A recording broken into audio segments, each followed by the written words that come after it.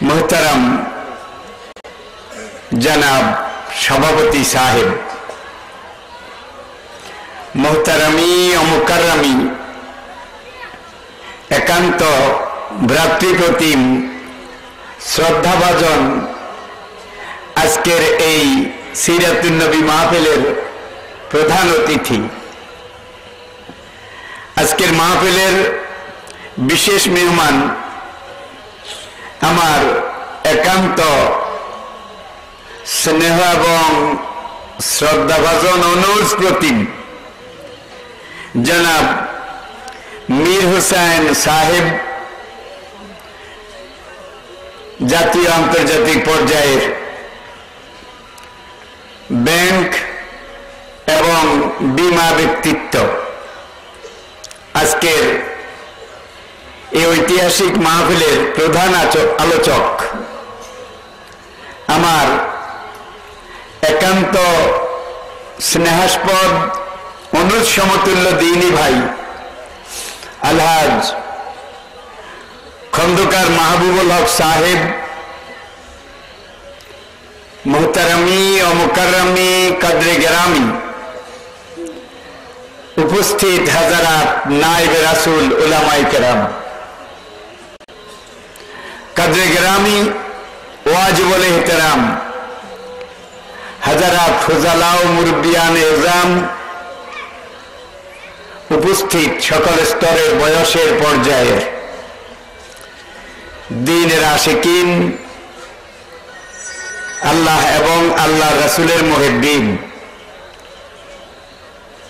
কালোজয়ী চিরন্তন পথের দিশা মহাগ্রন্থ কোরআনে হাকিমের সাথে মুতাআল্লিকিন, আমার প্রাণপ্রিয় এলাকাবাসী ভাইয়েরা, মুহতারামা পর্দার আড়ালের মা ও বোনেরা, আসসালামু আলাইকুম ওয়া রাহমাতুল্লাহ। ওয়া আলাইকুম আসসালাম। শুরুতেই আমি মহান আল্লাহ রাব্বুল আলামিনের বারগাহে রহমতে হাজারো লাখো অনন্ত অযুত কোটি শুকরিয়া আদায় করছি, যার অনন্ত অফুরন্ত অবারিত দয়া রহমত মেহেরবানিকে পুঁজি করে সম্বল করে ওসিলা এবং উপলক্ষ করে ঐতিহ্যবাহী উত্তর পহরচাঁদা হারবাং এলাকার একামতে দিন সংগঠনের সিংহদিল জিন্দাদিল নিবেদিত প্রাণ যুবক তরুণ ভাইদের সাহসী উদ্যোগ, দলমত নির্বিশেষে আপনাদের সকলের এলাকাবাসীর প্রাণঢালা সহযোগিতা আয়োজিত আজকের এই সিরাতুন নবী মাহফিলে সভাপতি সাহেবের পক্ষ থেকে, প্রধান অতিথি সাহেবের পক্ষ থেকে, মাহফিলের ইন্তেজামিয়া ব্যবস্থাপনা কমিটির পক্ষ থেকে, মাহফিলের উদ্যোগী সহযোগিতাকারী হিতাকাঙ্ক্ষী শুভানুদ্দায়ী অংশগ্রহণকারী আপামর এই দেশ এবং এলাকাবাসীর পক্ষ থেকে আসুন আমরা সবাই মিলে শুরুতে একবার আল্লাহ পাকের শুকরিয়া আদায় করে রাজি আছেন? তাহলে সকল প্রকার জড়তা, দুর্বলতা, সংকীর্ণতা, আবিলতা, হীনমন্যতা ঝেড়ে ফেলে ইমানের বলে বলিয়ান হয়ে সবাই জজবা, ইশক এবং মহব্বতের আমেজ মিশিয়ে সমস্বরে বুলন্দ আওয়াজে আকাশ বাতাস মুখরিত করে নিজকে উজাড় করে বিলীন করে উচ্চস্বরে উল্লাসের সাথে বজ্রবিষাণে ফেটে পড়ে একবার আওয়াজ তুলে বলুন আলহামদুলিল্লাহ। আল্লাহ পাকের শুকরিয়া আদায় করা দরকার। আসলে সংগঠনের নাম একামতে দিন সংগঠন। কোরআন হাকিমে মহান আল্লাহ রাব্বুল আলামিন ইরশাদ করেছেন, আদম, নূহ, ইব্রাহিম, ইসমাইল, মুসা, ঈসা, এইভাবে সমস্ত জলিলুল কদর উলুল আজম আম্বিয়ায়ে কেরাম তাদের সবার কাছে সব যুগে আমি আল্লাহ রাব্বুল আলামিন একটাই নির্দেশ পাঠিয়েছিলাম, অভিন্ন একটাই হুকুম পাঠিয়েছিলাম। সেই হুকুমটা কি ছিল? আন আকিমুদ্দিন ওয়ালা তাতাফাররাকু ফিহি, তোমরা আমার জমিনে আমার দিন কায়েম করো। এটার ব্যাপারে তোমাদের মধ্যে যেন কোনো মত পার্থক্য, ইখতিলাফ, বাদ বিতণ্ডা, এটার অবকাশ সৃষ্টি না হয়। বলুন আলহামদুলিল্লাহ। আমরা দেখি প্রথম নবী থেকে শুরু করে আখেরি নবী পর্যন্ত, আখেরি নবীর পর থেকে আজ পর্যন্ত, আজ থেকে কিয়ামত পর্যন্ত, আল জিহাদু মাযিন ইলা ইয়াউমিল কিয়ামতে, ইকামতে দ্বীনের এই বিপ্লবী কাফেলা মদিনার মঞ্জিলের দিকে, আখিরাতের মঞ্জিলের দিকে, জান্নাতুল ফেরদাউসের নাজাতের সোপানের দিকে এগিয়ে চলছে, এগিয়ে চলবে। মাঝপথে একজনে বাধা দেয়, তার নাম কি? ইবলিস। ইবলিস মূলত সে একজন, তার অনুসারী চেলা চামুন্ড আছে লক্ষ কোটি, অনন্ত কোটি জন, ঠিক কিনা? এবং দ্বীনের কাজে বাধা সৃষ্টিকারী, আগুনের তৈরি অরিজিনাল শয়তান সংখ্যায় যা আছে, আগুনের তৈরি ইবলিসের খাস খলিফা, খলিফার খলিফা, মাটির তৈরি মানুষ যারা ইবলিসের তরিকায় সবক নেয় এবং ইবলিসের পক্ষে ব্যবহারে কাজ করে, তাদেরকে কোরআন বলছে শায়াতিনাল জিন্নি ওয়াল ইনসি মিনাল জিন্নাতি ওয়ান নাস। আসল শয়তান যেটা আগুনের তৈরি, এটা লা হাওলা বললে ভেঙে যায়, সুবহানাল্লাহ বললে ভেঙে যায়, কিন্তু ওইটার তরিকা সবক নিয়ে ইনসান যেটা শয়তানে পরিণত হয়েছে, ওইটা লা হাওলাও যায় না, আযানের আওয়াজ শুনলেও যায় না, এটা কোনো দোয়া কালামেও এটারে আসর করে না। তাহলে বোঝা গেল তাগুত দুই রকমের। একটা হলো তাগুত দি গ্রেট, সে আগুনের তৈরি, সে জাতে জিন। দুনিয়া সৃষ্টির প্রথম দিনে সে চ্যালেঞ্জ করেছে লানুগাব্বিয়ান্নাহুম আজমাইন, যে আদমের শ্রেষ্ঠত্ব, নেতৃত্ব, এটা অস্বীকার করার কারণে আমার ইমামতি গেল, নেতৃত্ব গেল, অনন্তকালের ইবাদত বন্দেগী সবকিছু উচ্ছন্নে গেল, আমার 12টা বাজলো। এই আদম আর আদম সন্তানের যদি 12:30 বাজাতে না পারি, তাহলে আমার নাম ইবলিস না। লানুগাব্বিয়ান্নাহুম আজমাইন, রব্বুল আলামিন হাসরের কঠিন দিনে তুমি জাহান্নামের দরজাটা খোলা রাখলেই চলবে। সব আদম সন্তানকে আমি কুমন্ত্রণা দিয়ে গুমরা করে আদম সন্তানদেরকে নিয়ে বিজয় মিছিল করে জাহান্নামে প্রবেশ করব। ইল্লা ইবাদাকাল মুখলাসিন। আল্লাহ দেখলেন তো বাড়ি বেকায়দা, সে তো চ্যালেঞ্জ দিয়ে বসেছে। এর আগে আবার সে 3টা শক্তি বর আল্লাহর কাছ থেকে চেয়ে নিয়েছিল। প্রথম আনজারনি ইলা ইয়াউমি ইউবাসুন, যে রব্বুল আলামিন নেতৃত্ব গেল, ইমামতি গেল, অনন্তকাল তোমার ইবাদত করলাম, জমিনে 1 ইঞ্চি 1 বিন্দু জায়গা নেই যেখানে আমি ইবলিস সেজদা করিনি।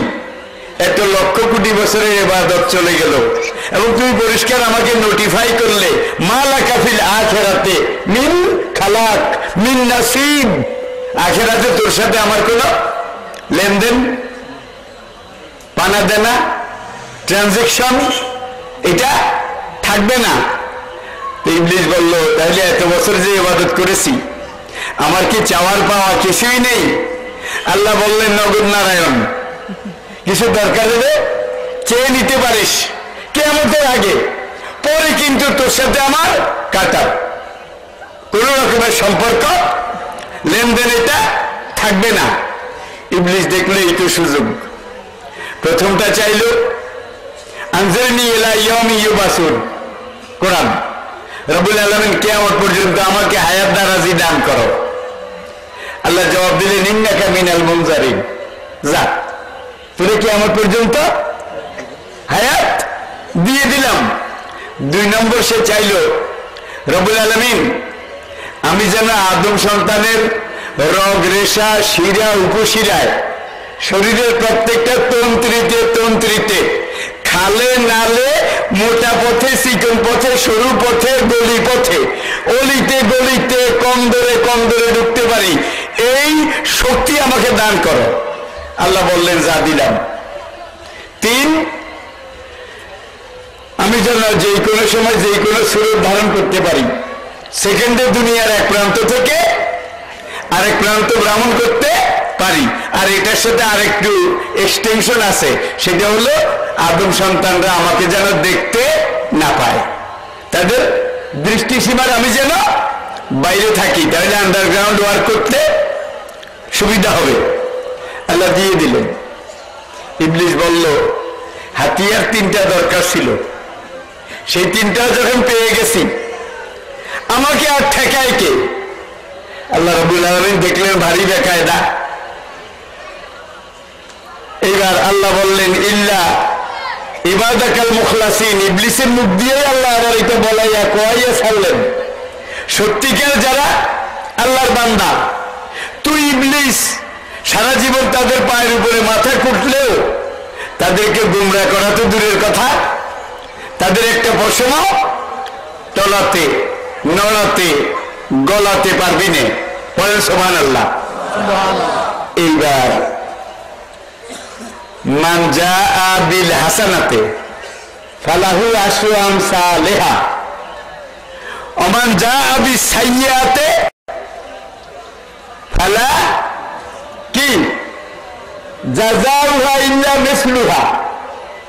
পরিষ্কার বলা হয়েছে তুই ইবলিসের প্রতারণায় প্ররোচনায় আল্লাযী ওয়াসওয়াসু ফি সুদুরিন নাস, মানুষের রগ রেশায় ঢুকে তুই যখন আন্ডারগ্রাউন্ড ওয়ার্ক করে কুমন্ত্রণা দিয়ে মানুষকে খারাপ পথে আল্লাহ আল্লাহ রাসূলের বিরোধী পথে কোরআন বিরোধী হাদিস বিরোধী পথে নিয়ে যাবি, তোর সেই প্ররোচনা প্রতারণার শিকার হয়ে বনি আদম যদি কোনো গুনার কাজ করে, একটা গুনার জন্য আমি তার বাম দিকে একটাই পাপ একটাই গুনাহ লিখব, বেশি বেশি লিখব না।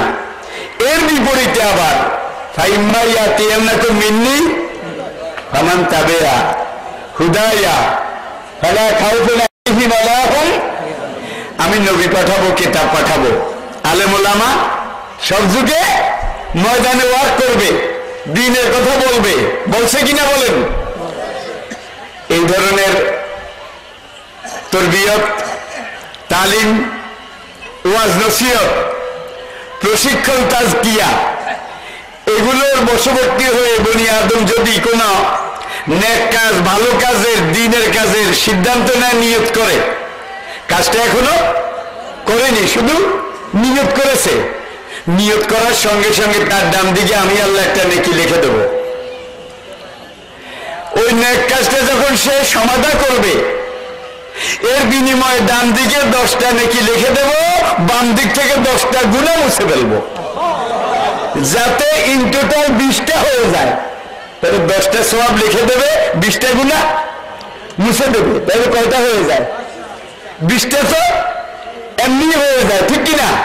এইভাবে জেনারেল গ্রেস কিয়ামত পর্যন্ত আমি আল্লাহ দিতে থাকবো, দেখি তুই কিভাবে জাহান্নামে নিস। তাহলে এটাতে বোঝা গেল আসলে জাহান্নামে যাওয়া কঠিন, জাহান্নামে যাওয়া কঠিন, বেহেশতে যাওয়া সহজ, ঠিক কিনা বলেন?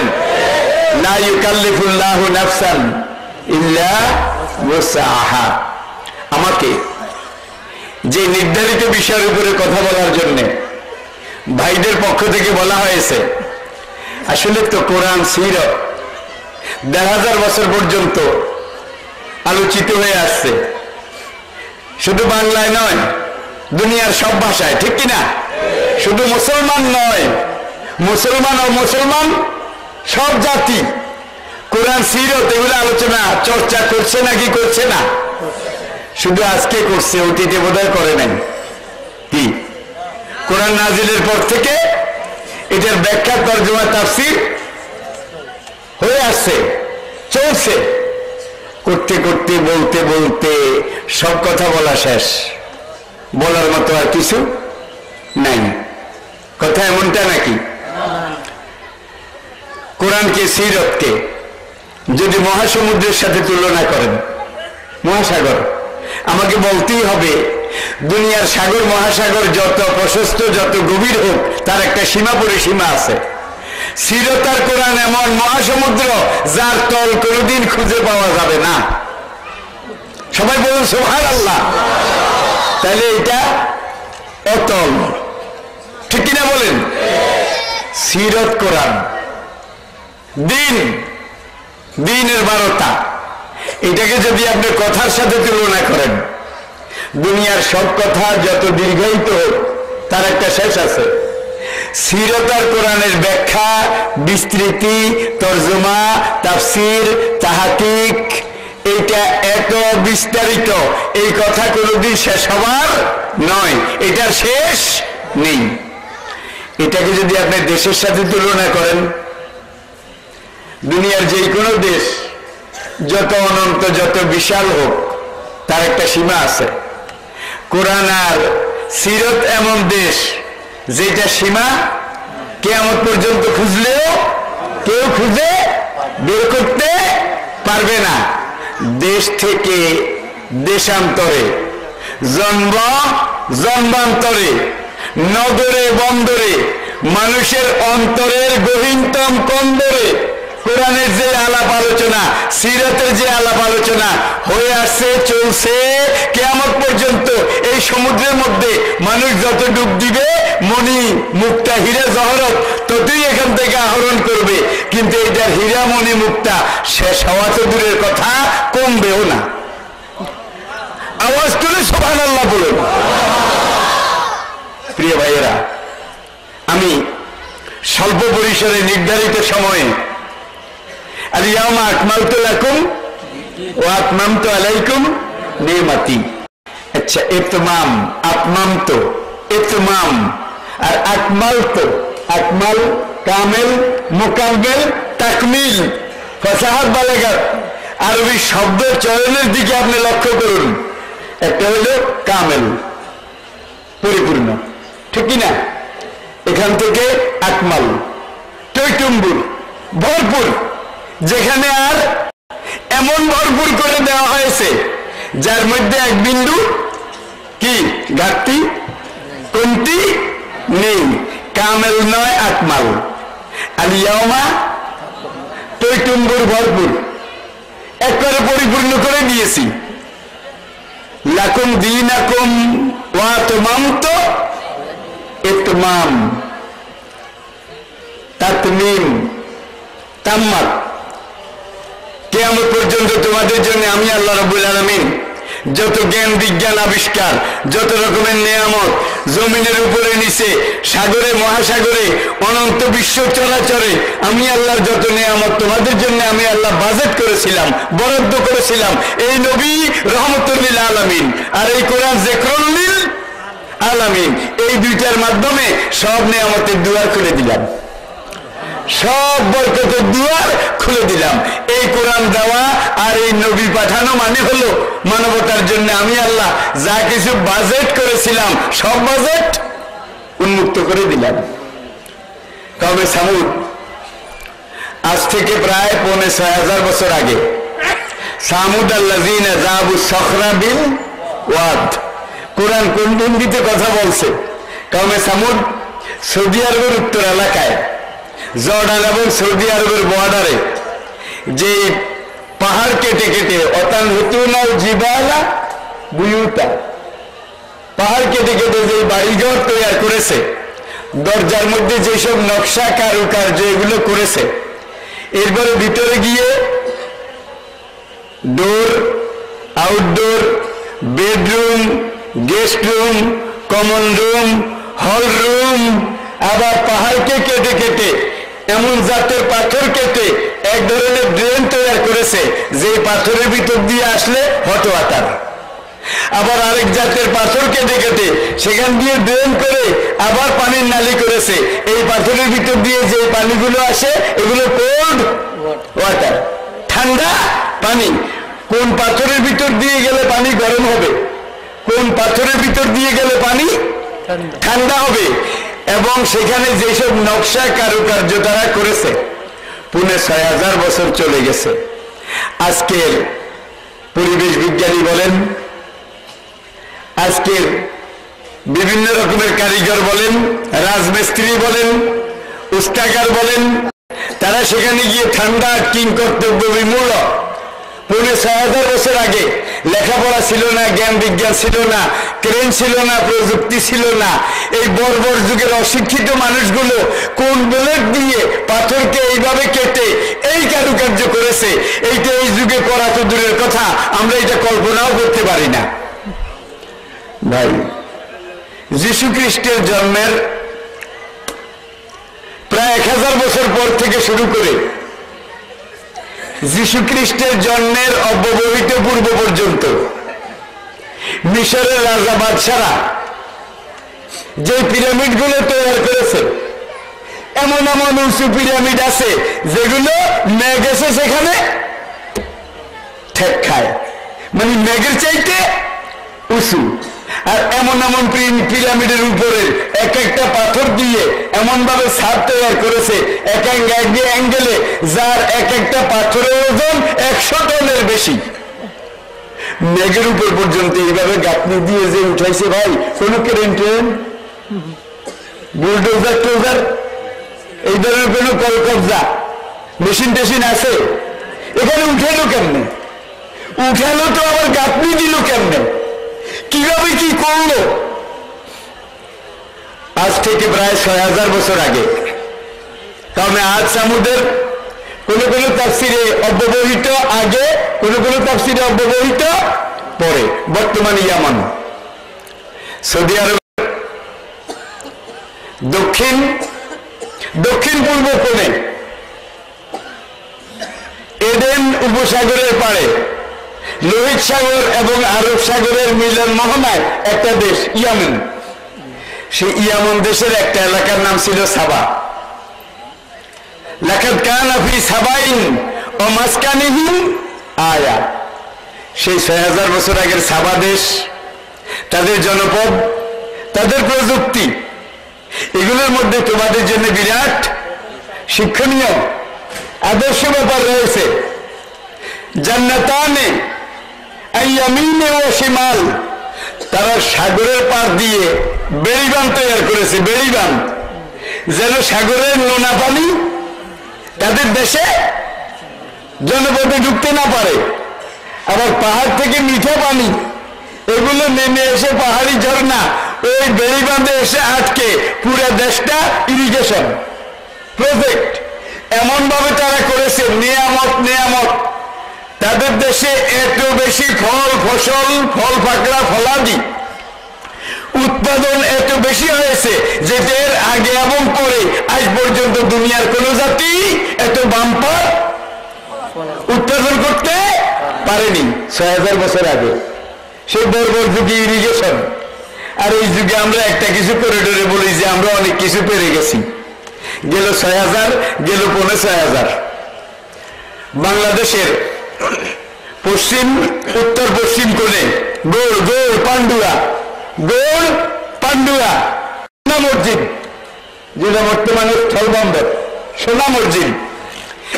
সোনা মসজিদের যে পাথরগুলোর মধ্যে যে কারুকাজ, যে নকশা, যে রকমের এত কিছু করেছে, এই যুগের রাজমিস্ত্রি, এই যুগের কারিগররা সেখানে গিয়ে বলে যে ৪০০ বছর আগে, সে মুঘল আমলে বা তারও আগে, রাজমিস্ত্রিরা পাথরকে এইভাবে কোন কেসি দিয়ে কেটে এই নকশা করেছে, আমরা কল্পনাও করতে পারি না।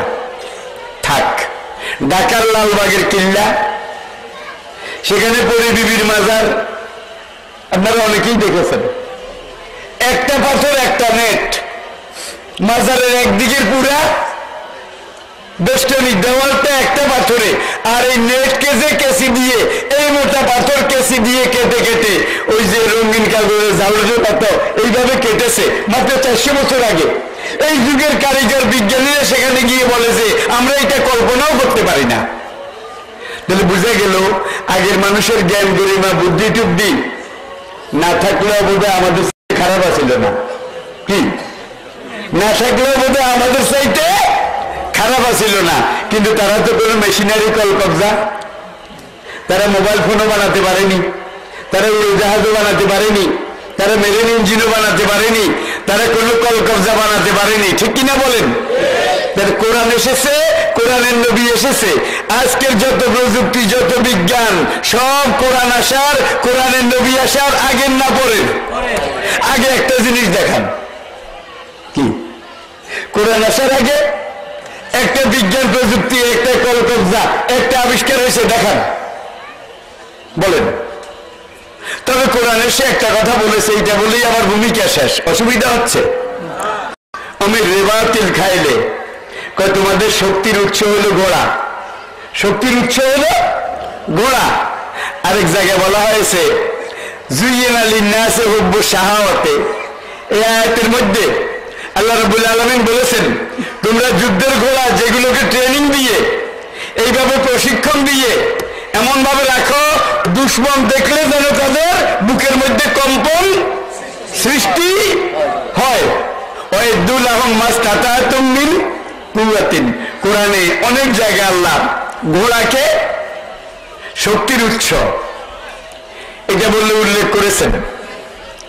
১৫০০ বছর পরে আজকে কম্পিউটারের যুগ, ইন্টারনেটের যুগ, সুপারসনিকের যুগ, এই যুগেও মানুষ লোহা লক্কর ইস্পাত এগুলোকে গোল করে লম্বা করে একটা দিয়ে বেয়ারিং বানায়, আরেকটাকে আগুনে পুড়ে টুড়ে কাটা কাটা দাঁত দাঁত বানিয়ে ক্র্যাঙ্কশিট বানায়, আরেকটাকে নজল বানায়, আরেকটাকে গিয়ার বানায়।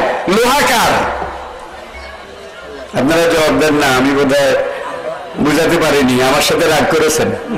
লোহাকার। কোরআনে সূরা একটা আছে লোহা, আল হাদিদ, ওয়ানজালনা আল হাদিদ ফীহি বাসুন শাদীদ। লোহা সূরা, দি আয়রন, দি আয়রন। লোহা ছাড়া দুনিয়ার কোনো কাজ তোমরা করতে পারবে না।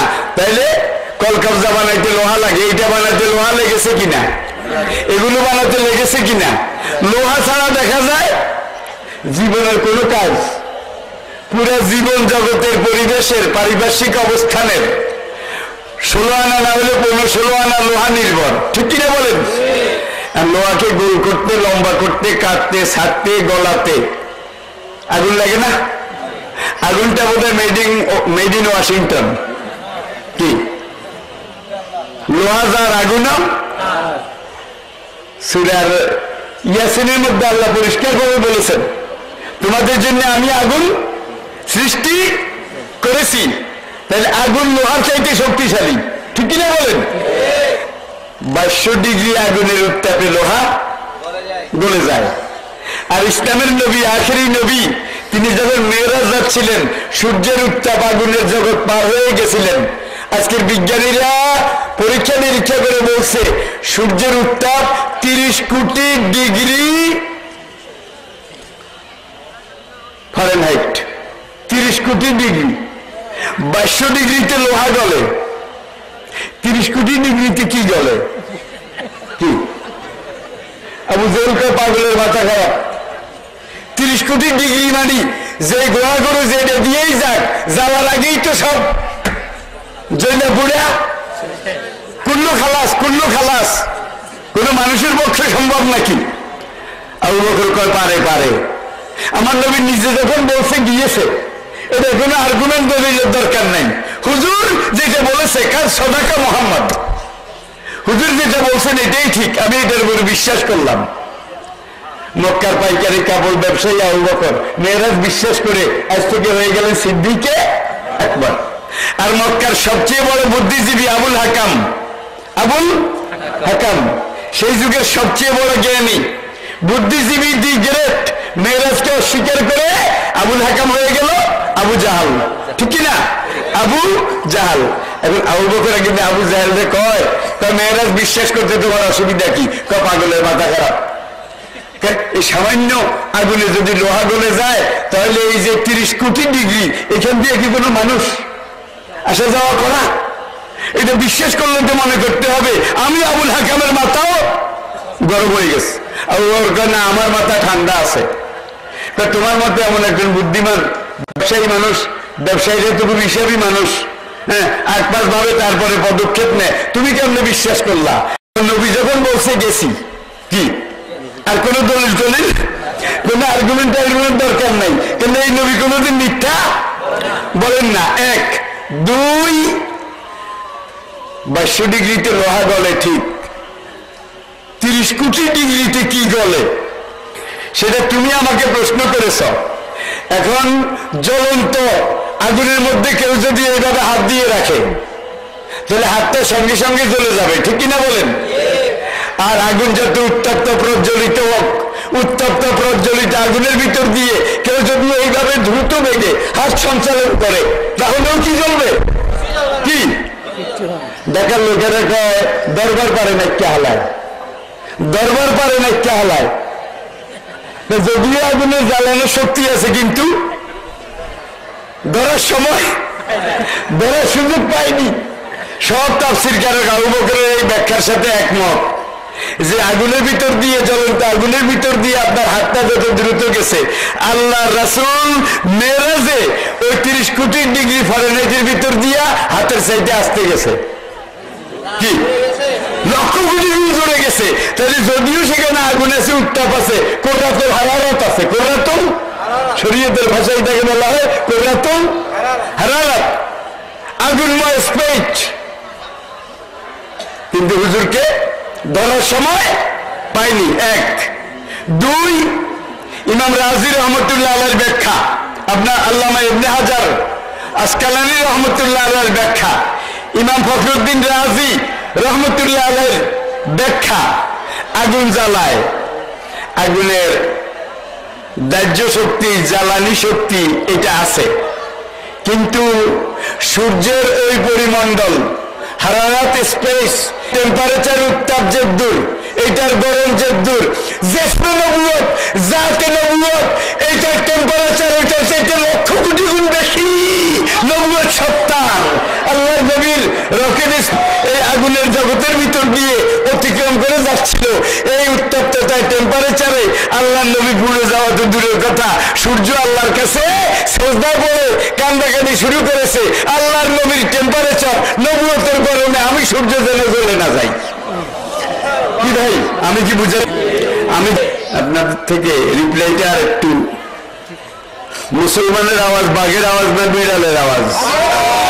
তো বাঘের আওয়াজ বুঝি এরকম, বলতে বললে বলা আসে না, বজ্রের মতো ফেটে পড়তে হবে। পারবেন?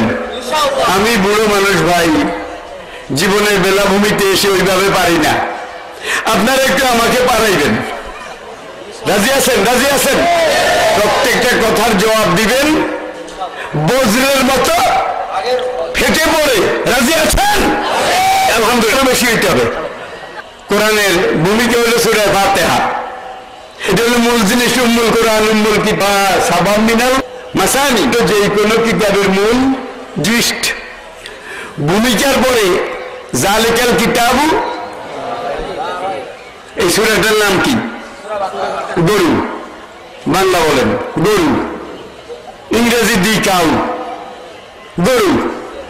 যেখানে গিয়ে কোরআন শেষ, শেষ সূরাটার নাম কি? আন-নাস, মানে কি? তাহলে ভূমিকার পরে গরু দিয়ে শুরু, মানুষে গিয়ে শেষ।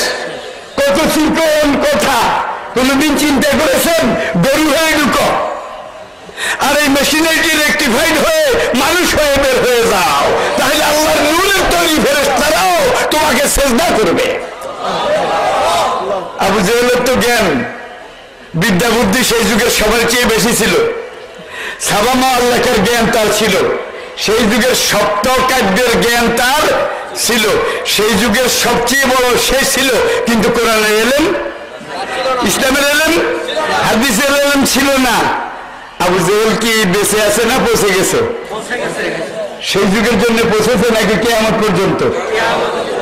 এই যুগের Abu Jahl, Bush junior, Bush senior, এদেরকে যদি বলা হয় তোমার একটা ছেলের নাম আবু জেহেল রাখো, বুঝবোধে রাজি হবে এই যুগের আবু জাহেল তো তোমার পক্ষে নাই, বলবো আবু জাহেল আসি ছেলের নাম আবু জাহেল রাখতে আমি রাজি না। মুঘল সম্রাট আকবর হুজুরের জীবনী নিয়ে একবার ড্রামা করবে, ইতিহাসে আপনারা জানেন ড্রামা করবে। এখন মোল্লা দুপে আজা বারবার নিষেধ করে, হারাম হারাম জায়েজ নাই। আল্লাহ রাসূল খোলাফায়ে রাশিদিন সাহাবায়ে কেরামের জীবনী নিয়ে মঞ্চ নাটক করবা, তুমি দ্বীন ইলাহি করেছ, যেই দিন তার নিজের বানানো ইসলাম, যেটা সেটা কোরআনের রাসূলের কোনো সম্পর্ক নাই। সেই দ্বীনের যারা উপদেষ্টা তারা হইল আবুল ফজল ফয়েজি, বীরবল, টোডরমল, বেতাল ভট্ট, মিয়া তানসেন, মানে স্বজাতির চাইতে বিজাতি বেশি, স্বজাতির চাইতে বিজাতি বেশি। এখানে মুসলমান আছে, অমুসলমান আছে, হিন্দু আছে, বৌদ্ধ আছে, জৈন আছে, খ্রিস্টান আছে। সুতরাং আমি এমন একটা ধর্মের মাঝখান দিয়ে যাব যাতে করে সবার মন রক্ষা করা যায়। লা ইলাহা ইল্লাল্লাহু আকবার খলিফাতুল্লাহ, দেখছেন কারবার? তাহলে লা ইলাহা তো ঠিক রাখছি, আকবর খলিফাতুল্লাহ। আসসালামু আলাইকুম, এটা নিষেধ ছিল। একজনের সাথে আরেকজনের দেখা হলে বলা লাগতো আল্লাহু আকবার। আবার এটা জ্বর ছিল জাল্লা জালালুহু, তার নাম ছিল জালালউদ্দিন মোহাম্মদ আকবর, যার জন্য আসসালামু আলাইকুমের এক জায়গায় আল্লাহু আকবার, সে তর্জমা করতে আকবর আল্লাহ, জাল্লা জালালুহু, তার সম্মান সবাই উঠবে। মোল্লা দুপায়াজা বহুভাবে সাইজ করার চেষ্টা করলো, কিন্তু মোল্লাদেরকে সব যুগেই কোণঠাসা করে রাখা হয়েছে, ঠিক কিনা বলেন? তবে এমন সময় আল্লাহর সাহায্য যখন এসেছে, সাহায্যের চোটে আকবর, বীরবল, টোডরমল তাদের যত রকমের অপব্যাখ্যা, অপকর্ম, খড়কুটার মতো ভাষায় নিয়ে দ্বীনের জোয়ারকে আল্লাহ আবার প্রবাহিত করে দিয়েছেন, ঠিক কিনা বলেন? ঠিক কিনা বলেন? যেইবার ফেরাউন দিয়েছিল, নমরুদ দিয়েছিল, কারণ দিয়েছিল, আবু জাহেল দিয়েছিল, বান দিয়ে কোন যুগে, নির্যাতন করে কোন যুগে, খুন রাহাজানি করে কোন যুগে ইসলামের প্রাণ জোয়ার বোধ হয় ঠেকাতে পেরেছে? জোরে বলেন। আজকে ইসলাম বিরোধী শক্তি, ইসলামের একটা ডাল, মদিনার ইসলামের গাছের একটা শাখা, একটা ডাল কাটার পরে হ্যাঁ পেরেছি, একটা কাটছি, একটা ধরছি, কিন্তু হয়তো ছাড়া জানে না জীবিত গাছের ডালা একটা কেটেছিস, তুই মনে করেছিস একটা কমেছে, তুই তো জানোস না এই একটা কমেছে, এটার গোড়া দিয়ে কমপক্ষে 10টা বাইর হবে। শহীদ যত বাড়ে গাজীর সংখ্যা তার চাইতে 10 গুণ বেশি করে বাড়ে। জোর বলেন ঠিক কিনা? কারণ হলে ইসলামের উপরে বিগত 11 বছর পশ্চিমী দুনিয়া আল কায়দা বদনাম করে, তালেবান, জঙ্গিবাদ, সন্ত্রাসী এই অপবাদ দিয়ে যেইভাবে ইরাকে, আফগানিস্তানে, ফিলিস্তিনে, পুরো দুনিয়াতে ইসলাম মুসলমান যেইভাবে খতম করতেছে, মুসলমান বোধহয় শেষ হয়ে গেছে না বাড়ছে? জোরে বলেন। গত সপ্তাহে আমেরিকার প্রধানমন্ত্রী বলে, আফগানিস্তানে যখন ঢুকেছিলাম তখন সেখানে আল কায়দা ছিল 400, আর 11 বছরের মাথায় এসে আজকে সেখানে আল কায়দার সংখ্যা প্রায় 40,000। কোথায় 400? কোথায়? দেখা যায় যত মারে তত বাড়ে, ঠিক কিনা বলেন? শাহাদাত এই জাতির জন্য সবচেয়ে বড় প্রাণ জোয়ার। আনামাল্লাহু আলাইহিম মিনান নাবিয়িনা ওয়াস সিদ্দিকিনা ওয়াস শুহাদা ওয়াস সালিহিন। আপনারা কি এইভাবে আল্লাহর দ্বীনের জন্য বুক পেতে দিয়ে এগিয়ে যেতে রাজি আছেন? জোরে বলে আছেন? আসুন। আবুল ফজল, ওমরকে বীরবল, ওসমানকে টোডরমল, আলীকে মিয়া তানসেন। দেখছেন কারবার? যত মুসলিম মুশরিক তাদেরকে আবু বকর ওমর বানাইছে। মোল্লাকে ওকে ওকে, হ্যাঁ হ্যাঁ okay, this is all right, all right. Akbar তো খুশি, ওরাও খুশি, কে মোল্লা আজকে দিনে এসে গেছে। হ্যাঁ, এইবার মোল্লায় কয়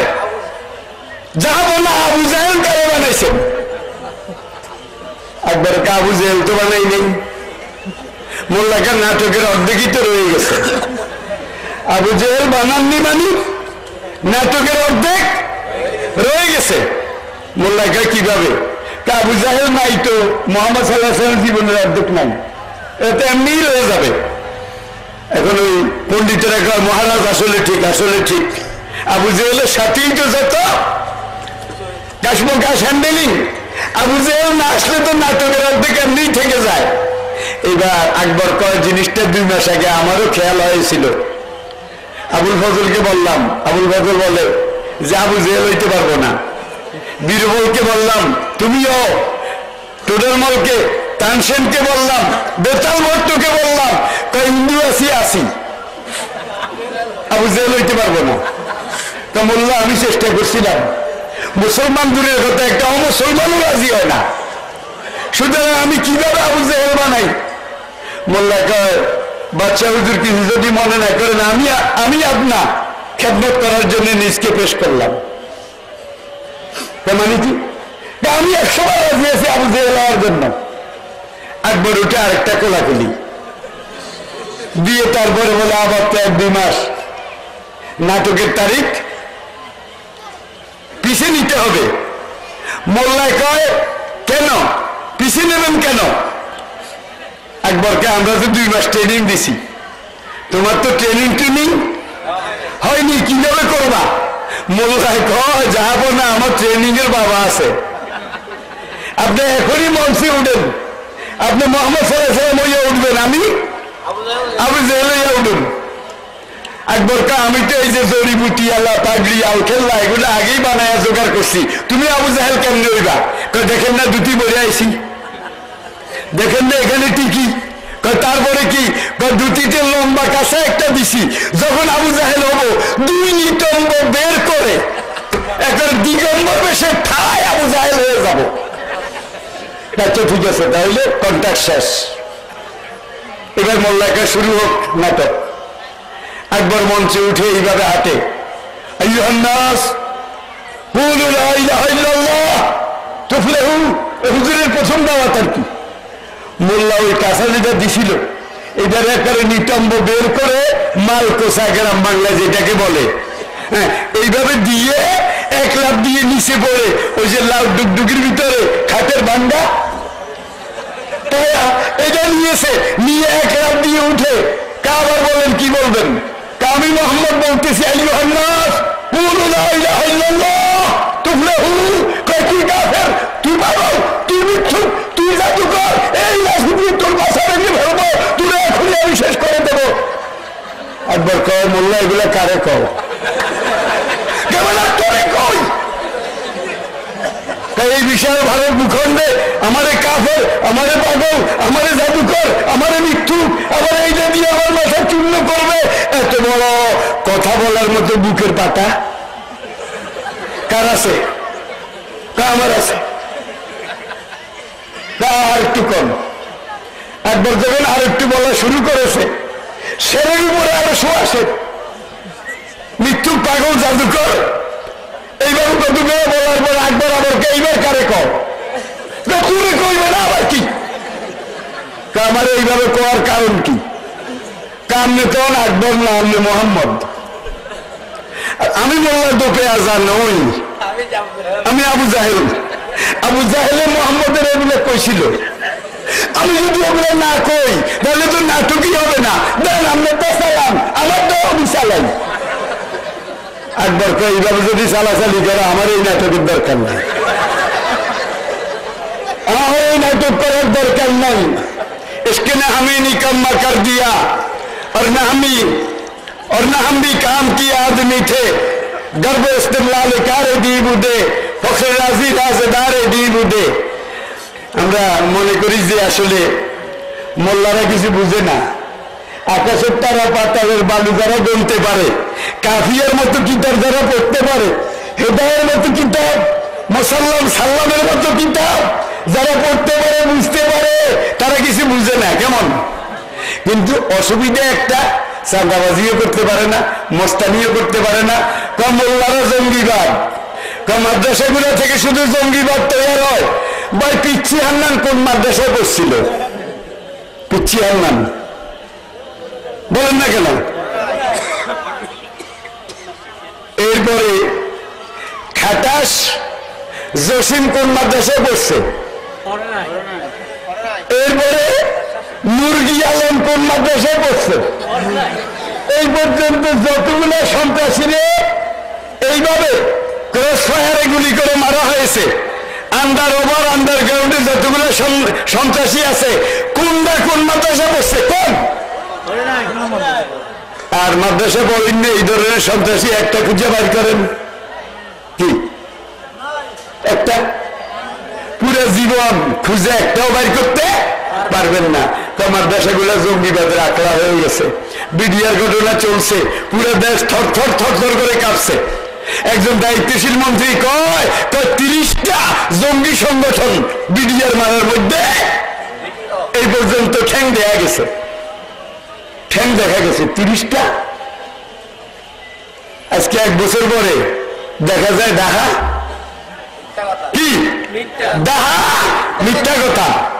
দেশটা আমাদের সবাই, যারা যখন যে পর্যায়ে আছেন, এমন কথা আমরা কেউ যেন না বলি যেখানে বিভেদের সৃষ্টি হয়, বরং এমন কথা আমরা বলি, এমন ভাবে দায়িত্ব পালন করি যাতে জাতীয় ঐক্যমতের সৃষ্টি হয়। সরকারে যারাই থাকুক, যখন দেশটা আমাদের সবাই, দেশটা কেন বাবার তালুক নয়, দেশ আমাদের সবাই।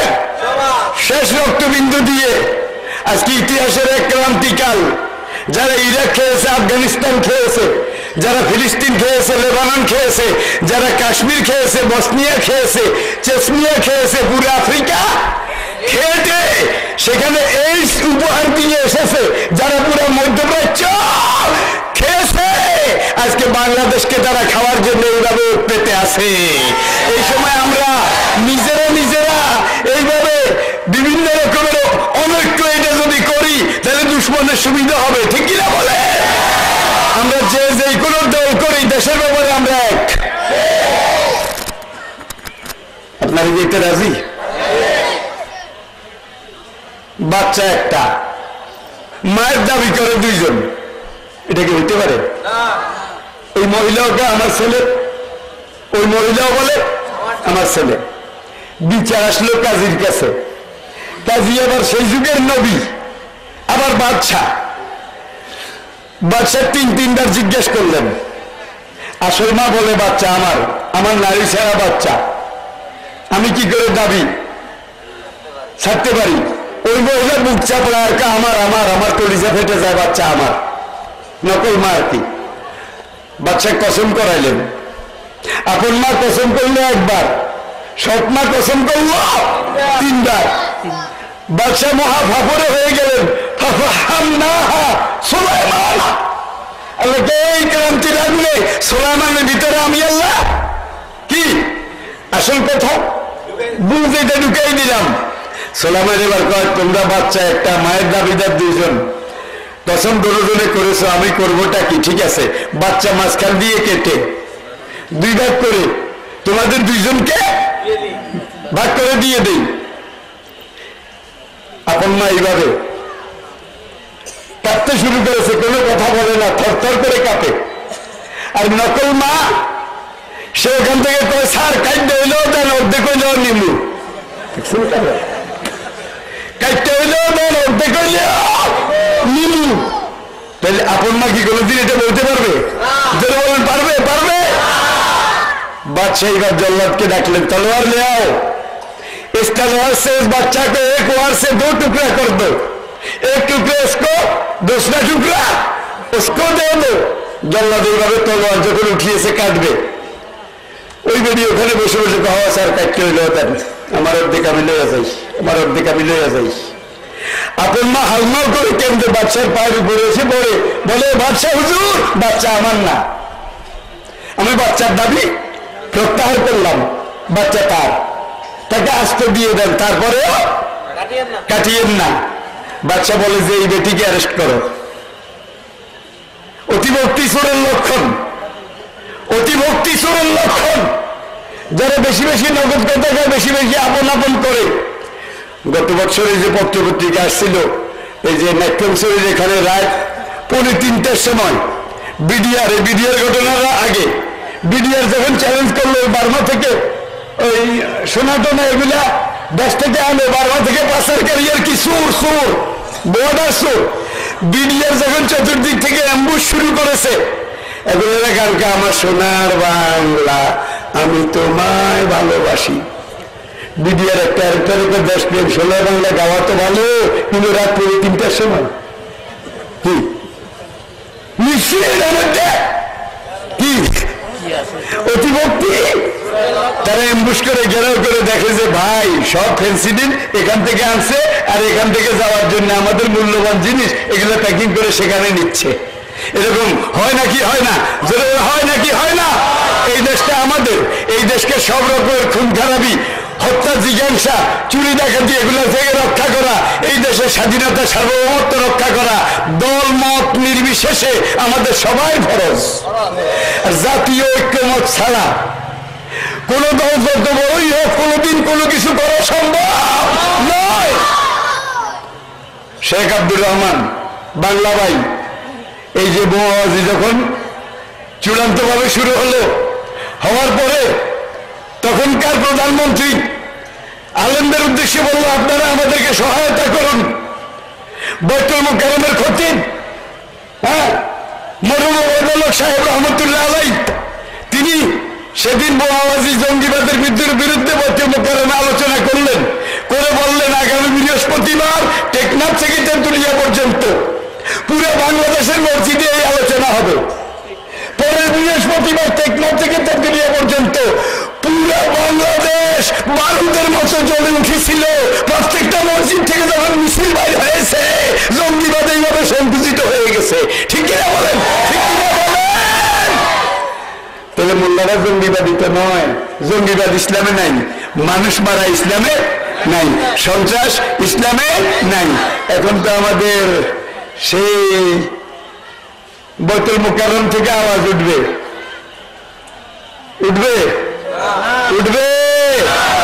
তাহলে এবার আপনারা নিজেরা নিজেদের হিসাবে বসে যান, নিজেদের হিসাবে বসে যান। তবে একটা কথা মনে রাখবেন, ইসলামের উপরে যত আঘাত আসবে ইসলাম দুর্বল হবে না, নিশ্চিহ্ন হবে না, তত আরো শক্ত হবে। ঠিক কিনা বলেন? আসুন তাহলে কোরআনে গরু সুরে আছে, মানুষ সুরে আছে নাকি? আছে। হাতি সুরে আছে, পিঁপড়া সুরে নাই, মৌমাছি সুরা, বুদ্ধিজীবী লোকমান আছে নাকি নাই? মেয়ে লোক সুরে আছে।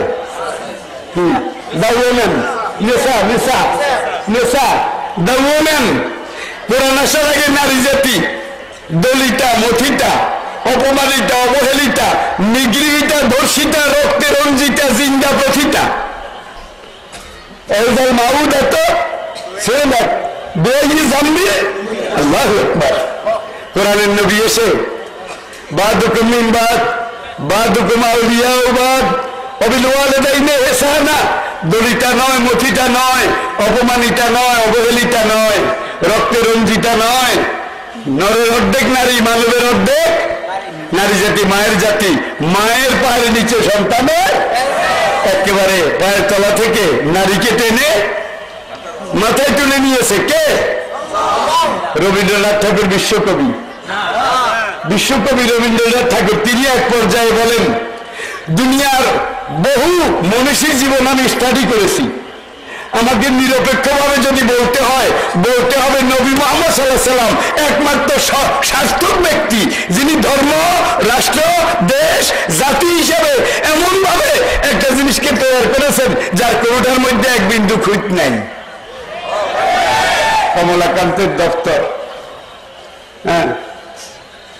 তারপরে শরৎচন্দ্র চট্টোপাধ্যায় আরেকজন হিন্দু লেখক, তিনি তার জীবন আলোচনা করতে গিয়ে বলেন, জগতে যত রকমের সংস্কার, যত রকমের সংস্কারক আমি যাদের জীবন এই পর্যন্ত স্টাডি করেছি, লেখাপড়া করেছি, আমার দৃষ্টিতে হযরত মুহাম্মদ সাল্লাল্লাহু আলাইহি সাল্লাম সংস্কারের দিকে, রাজত্বের দিকে, নেতৃত্বের দিকে, ধর্মতত্ত্বের দিকে, ঐতিহাসিক দিকে, মানবিক দিকে, মুক্তির দিকে এমন হিমালয়ের চূড়ার উপরে দাঁড়িয়ে যার সামনে অন্যান্য ধর্ম দেবতারা একটা শিশুর মতো এইভাবে দাঁড়িয়ে দাঁড়িয়ে হাসেন।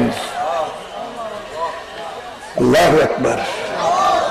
মহাত্মা গান্ধী বলবো, মহাত্মা গান্ধী, এগুলো সর্বশেষ লেটেস্ট পরিসংখ্যান যেগুলো এখন আসতেছে, ইসলাম অনলাইন ইন্টারনেটে দেখুন। মহাত্মা গান্ধী তার আত্মজীবনীতে এক পর্যায়ে বলে, দুনিয়ার বহু মানুষের জীবন আমি দেখেছি, পড়েছি, আমি নিরীক্ষণ করেছি, আমি গবেষণা পর্যবেক্ষণ করেছি, কিন্তু আমাকে নিরপেক্ষ দিক থেকে যদি বলতে হয় তাহলে আরবের নবী মুহাম্মদ সাল্লাল্লাহু আলাইহি ওয়াসাল্লাম দুনিয়ার মানুষের মধ্যে একমাত্র পূর্ণাঙ্গ মানুষ, যার জীবনের মধ্যে জীবনের কোনো একটা দিকের অনুপস্থিতি নাই, কোনো একটা দিকের ঘাটতিও নাই। পারলেন হিরো অ্যান্ড হিরো ওয়ারশিপ। আজকের এই সমস্যাগুলিতে বিশ্বে যদি শান্তি আনতে হয়, নবী মুহাম্মদ সাল্লাল্লাহু আলাইহি ওয়াসাল্লামের আদর্শ এইটাকে একজন ডিক্টেটর হিসেবে যদি কেউ কায়েম করে দিতে পারে তাহলে শান্তি ফিরে আসবে একমাত্র নবী মুহাম্মদ সাল্লাল্লাহু আলাইহি ওয়াসাল্লামের আদর্শে, অন্য কোনো আদর্শে নয়। এইভাবে উইলিয়াম হান্টার, লামার্টিন, এইভাবে আস্তে আস্তে এই কয়েক বছর আগে স্যার মাইকেল এইচ হার্স্ট, একজন ইহুদি, মাইকেল এইচ হার্স্ট একজন ইহুদি, তিনি 100 মনীষীর জীবনী লেখে এই 100 জনের মধ্যে সবচেয়ে পরিপূর্ণ মুহাম্মদ সাল্লাল্লাহু আলাইহি ওয়াসাল্লাম, তাকে 1 নম্বরে রেখেছে। গত 2 বছর আগে ল্যাটিন আমেরিকাতে আরেকজন বিজ্ঞানী, সমাজবিজ্ঞানী, গবেষক, অর্থনীতিবিদ, তিনি দুনিয়ার 17 জন বাছনি করা শ্রেষ্ঠ মনীষীর জীবনী ইতিহাস লিখেছেন, লিখে মুহাম্মদ সাল্লাল্লাহু আলাইহি ওয়াসাল্লামের নামটা প্রথম লিখেছেন। ব্রিটিশ মিউজিয়াম সেখানে 36টা তালিকা এই পর্যন্ত লিখেছে জীবনের বিভিন্ন দিকের। Religious teachers of the world একটা তালিকা, founders of the world, economist of the world, commanders of the world. প্রত্যেকটা তালিকার প্রথম নামটা নবী মুহাম্মদ রাসূল সাল্লাল্লাহু আলাইহি ওয়াসাল্লাম। তাহলে বুঝা গেল নবীর জীবনটা ছিল কোরআন নাকি অন্য কিছু? কোরআনে যা লেখা আছে নবীজির জীবনে তা করা আছে, ঠিক কিনা বলেন? কোরআনের বাইরে এক বিন্দু, 1% হুজুর কি করেছেন? তাইলে দেখা যায় কোরআন পূর্ণাঙ্গ জীবন ব্যবস্থা, আর মুহাম্মদ সাল্লাল্লাহু আলাইহি ওয়াসাল্লাম জীবনের পরিপূর্ণ রূপ।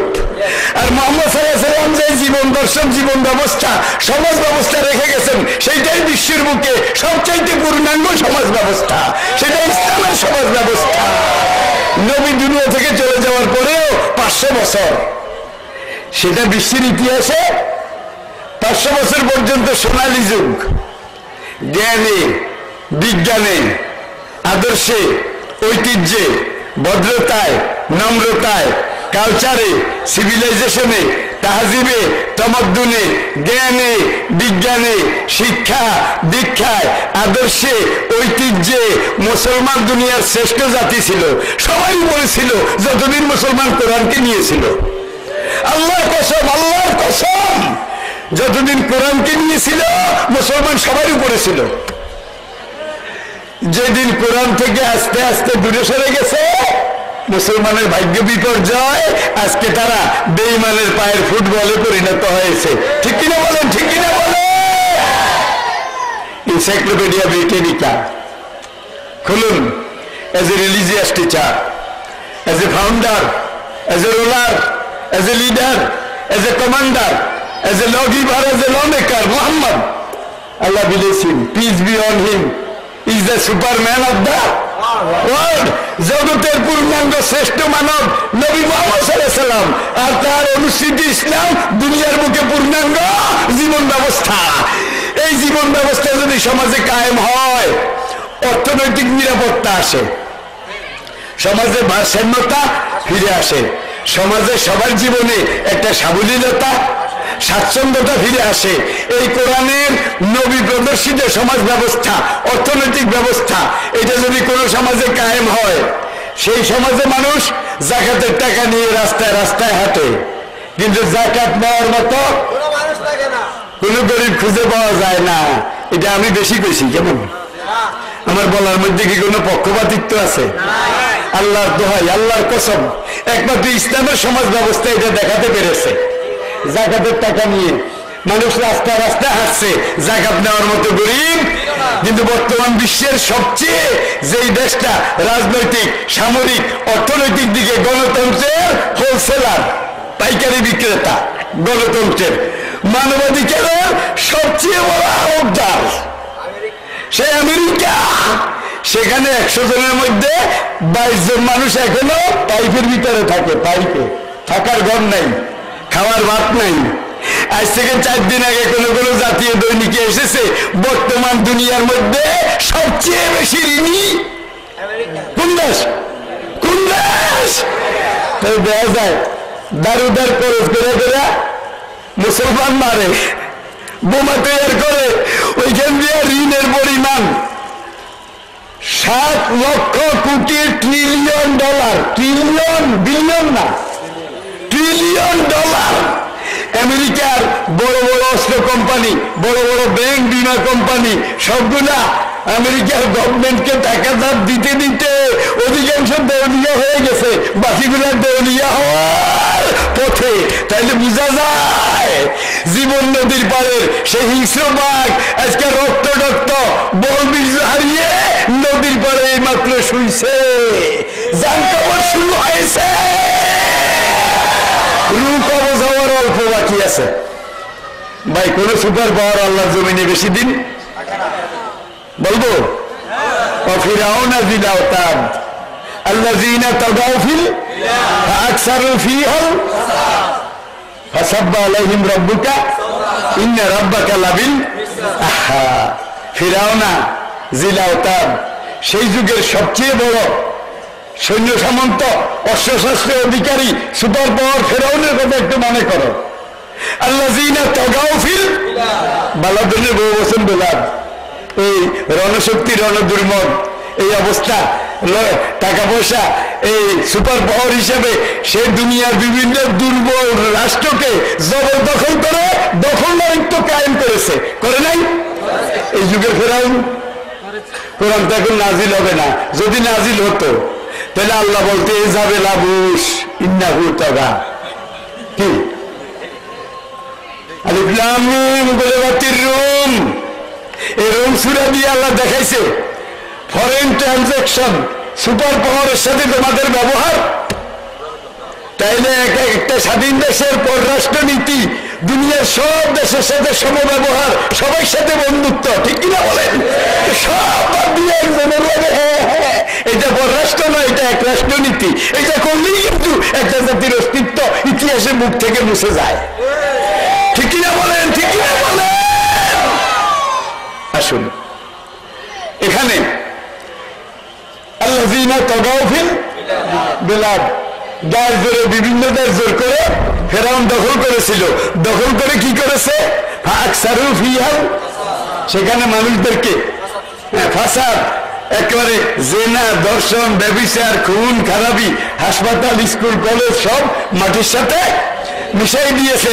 আবু গরিব সাক্ষী আছে, নিয়ন্ত্রণে সাক্ষী আছে।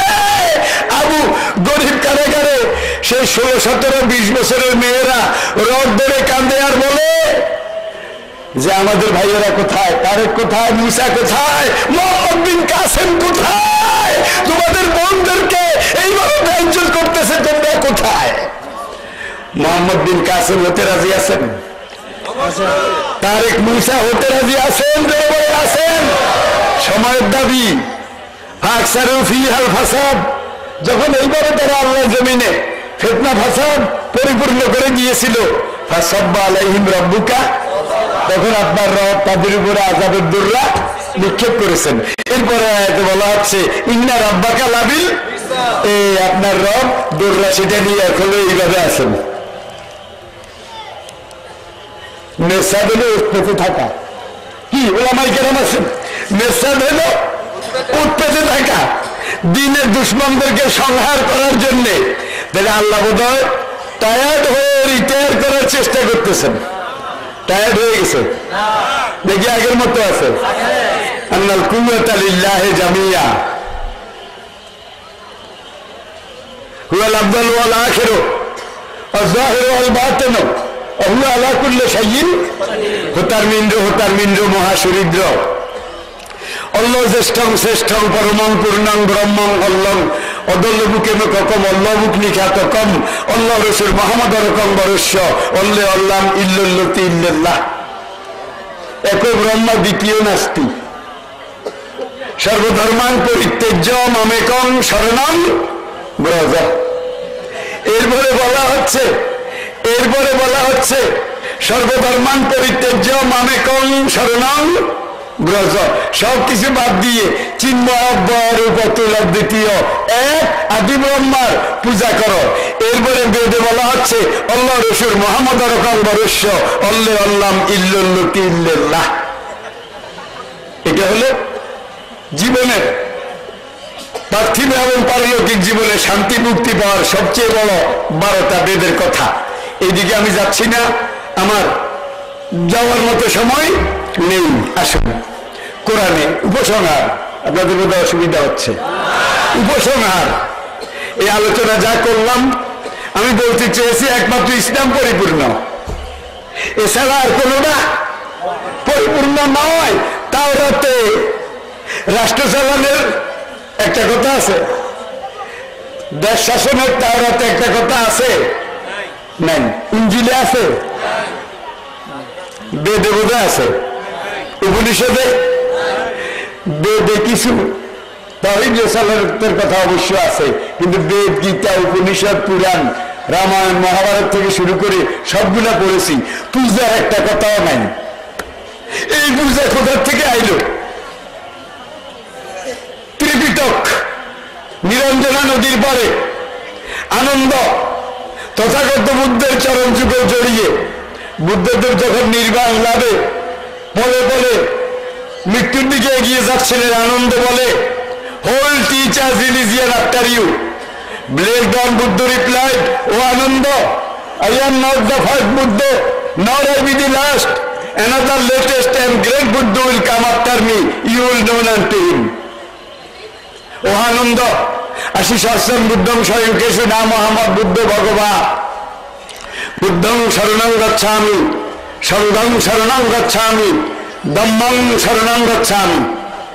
আসুন, বুদ্ধদেব কপিলাবস্তুর রাজ পরিবারে জন্মগ্রহণ করেছেন। সমালোচনা নয়, বুঝার জন্য বলছি, তুলনা।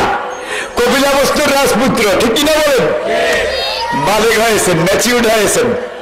রাজা বিবাহ করাইয়া পার্শ্ববর্তী আরেক রাজার মেয়ে পুত্রবধূ হিসেবে গড়ে এনেছেন। 2 বছর দাম্পত্য জীবন বুদ্ধদেবের গেছে।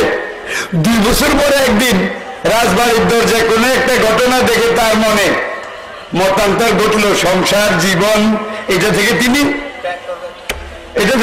নির্লিপ্ত হয়ে গেলেন। রাত্রে একমাত্র শিশুপুত্র আর স্ত্রীকে ঘুমে রেখে চলে গেলেন। গেছে তো গেছে, আর নাই। 30 বছর তার কোনো খবর নাই, ত্রিপিটকেও নাই, ইতিহাসেও নাই, কোনো পুরাণেও নাই। এই যে গেছে, কপিলাবস্তু থেকে হারিয়ে যাওয়ার পরে 30 বছর তার কোনো খবর নাই।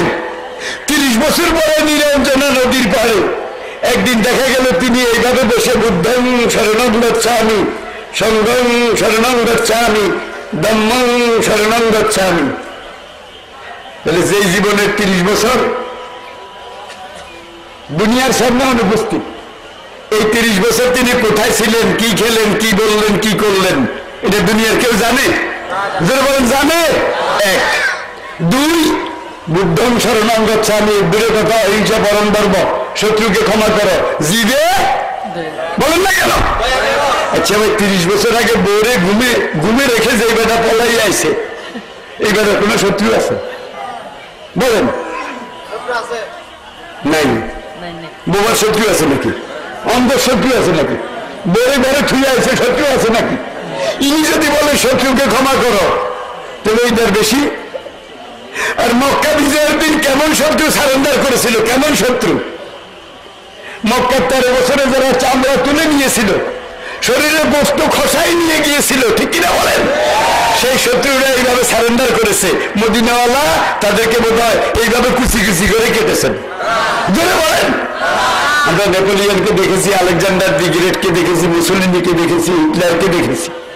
একমাত্র মদিনার গভর্নমেন্টের কাছে আজকে মক্কার এই জালিম শক্তি সারেন্ডার করেছে, এক ফোঁটা রক্তও ঝরে নাই।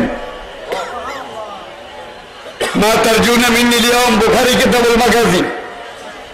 ওরা বলল নারজু মিনকা মা ইউরজা মিন কারীম ইবনুল কারীম। হুজুর দুই হাত তুলে বললেন লা তাসরিবা আলাইকুমুল ইয়াউম ওয়া আনতুম তালাকা। তাহলে একজনে বলছে শত্রুকে ক্ষমা করো, আরেকজন শুধু শত্রুকে ক্ষমা করো বলেনি, যুদ্ধের মাধ্যমে শত্রুকে হ্যান্ডসাপ করে তারপরে ক্ষমা করে দেখাই দিয়েছেন ক্ষমা কিভাবে করা লাগে। একটা উপদেশ, আশাফাত দুজা বিজামালিহি। শেষ কথা,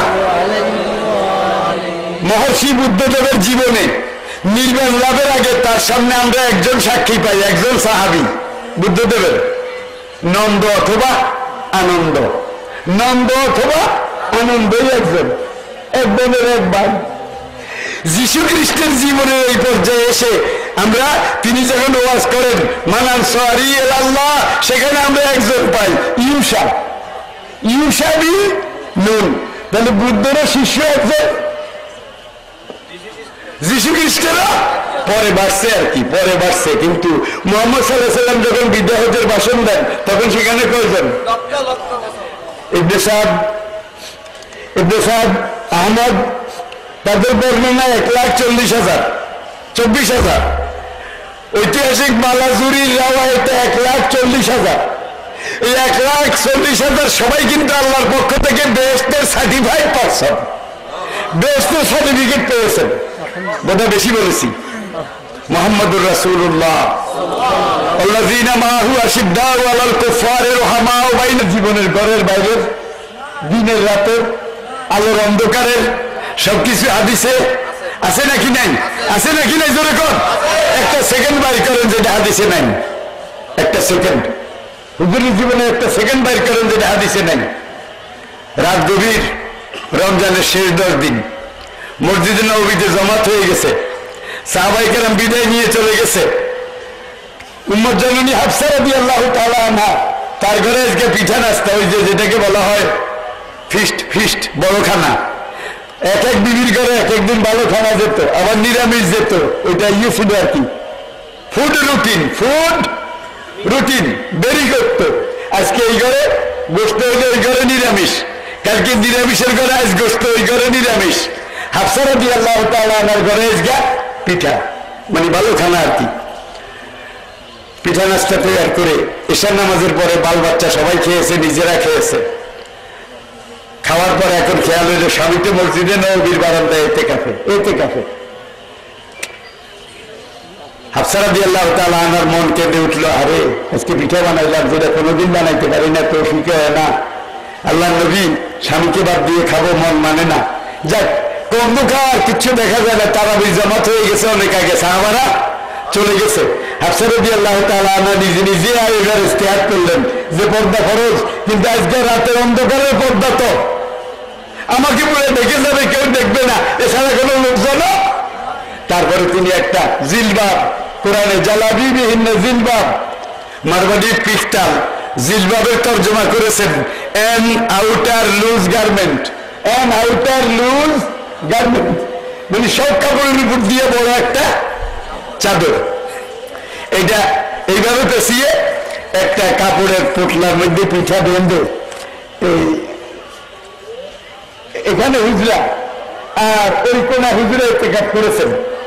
এই বারান্দার এখান দিয়ে গিয়ে পর্দা সরিয়ে সালাম দিয়ে পোটলা খুলে দিলেন, ইয়া রাসূলুল্লাহ আজকে এই বাজার এসেছে, এখন পিঠা বানিয়েছি, আপনাকে রেখে তো খেতে পারি না, মন মানে না, কিছু নিয়ে আসছি। হুজুর খুব খুশি হয়েছে, ভালো করছো, মুখের দিস, তমুকের দিস। হুজুরও খান, হাফসা তাকেও হুজুর দেন, দুজনে খান।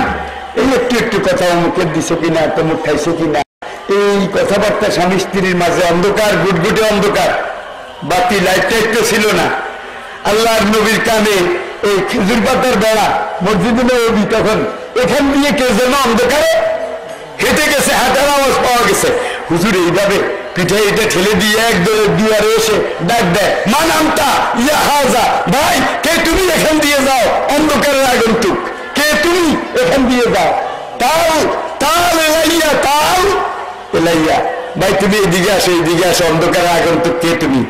যিনি যাচ্ছিলেন তিনি একজন সাহাবী, তিনি এগিয়ে আসলেন, ইয়া রাসূলুল্লাহ আমি আপনার সাহাবী অমুক, আমাকে কেন ডাকছেন?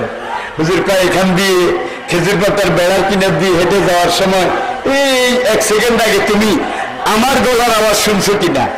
সাহাবিকা বালা, একজন মহিলার গলার আওয়াজ শুনছো কিনা?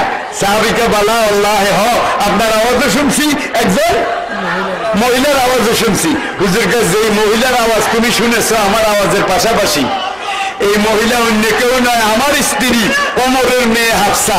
আমি আমার স্ত্রীর সাথে কথা বলেছি, অন্য কারো সাথে বলি নাই। সাহাবিকা হুজুর আমার এইভাবে জবাব করলেন, আপনি বুঝি অন্য মহিলার সাথে কথা বলবেন আমরা এটা মনে করতে পারি? হুজুর কয় না, কোনো একদিন হয়তো তোমার বিবির সাথে অন্য কোনো মানুষের সাথে বলবো অমুক রমজানের এত তারিখে রাত 12টার সময় মসজিদে নববীর কিনার দিয়ে অন্ধকারে যেতে আমি শুনছি মসজিদের কোণে আল্লাহ রাসূল কোন এক মহিলার সাথে কথা বলছে, কোন এক মহিলার সাথে অন্ধকারে কথা বলছি। এইটাও কিয়ামত পর্যন্ত দুনিয়ার সামনে এইভাবে খোলা থাকা লাগবে, খোলা থাকা লাগবে। নবী তো নবী ছিলেন না, পূর্ণাঙ্গ মানুষ ছিলেন, কোরআন পূর্ণাঙ্গ গ্রন্থ, ইসলাম পূর্ণাঙ্গ রূপ, আর পূর্ণাঙ্গ নবী এইভাবে কিয়ামত পর্যন্ত বিশ্ব বিবেকের সামনে একটা খোলা এনসাইক্লোপিডিয়া হিসাবে হাজির আছেন কিনা? হুজুরের জীবনের একটা সেকেন্ড বোধহয় গায়ের হাজির আছে। এই যে হুজুরের মধ্যে ধর্মের আদর্শ আছে, কর্মের নাই, ইমামতের, রাজত্বের, সমাজের, যুদ্ধের, সন্ধির, রাজনীতির, অর্থনীতির, সমাজনীতির কোনটা নাই। আদর্শ স্বামী, আদর্শ পিতা, আদর্শ বাবা, আদর্শ প্রতিবেশী, আদর্শ নানা, যত দিক থেকে আমরা মূল্যায়ন করবো নবীর জীবনে সব আদর্শ আছে নাকি নাই, আছে নাকি নাই? আল্লাহ আমাদেরকে বুঝার তৌফিক দান করুন। ইসলাম পূর্ণাঙ্গ দিন, নবী সুপারম্যান অফ দ্য ওয়ার্ল্ড, ইনসানে কামেল এই দুনিয়ার, আর এই পূর্ণাঙ্গ দিন ইনসানে কামেল নবী, তাকে সুপারম্যান হিসাবে সামনে রেখে আমরা দিনকে, ইসলামকে গ্রহণ করতে পারি, সেইভাবে নিজেদেরকে প্রস্তুতি নিতে পারি। আল্লাহ এই তৌফিক সৌভাগ্য আমাদেরকে দান করুন। ওমা আলাইনা ইল্লাল বালাগ ওয়া আখির দাওয়ানা আনিল হামদুলিল্লাহি রাব্বিল আলামিন।